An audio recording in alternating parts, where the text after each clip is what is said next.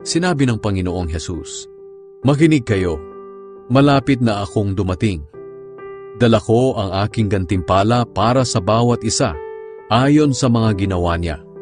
Ako ang Alpha at ang Omega, na ang ibig sabihin, ang una at ang huli, o ang simula at ang katapusan ng lahat. Mapalad ang naglilinis ng mga damit nila, dahil papayagan silang makapasok sa lungsod at kumain ng bunga ng punong kahoy na nagbibigay buhay.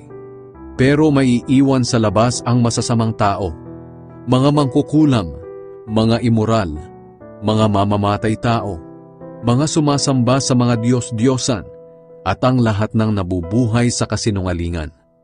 Akong si Jesus ang nagsugo sa aking anghel upang sabihin sa iyo ang mga bagay na ito para sa mga iglesia.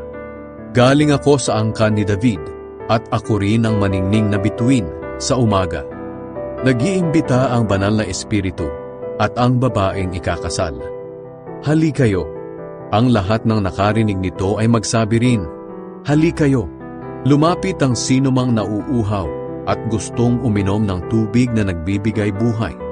Wala itong bayad.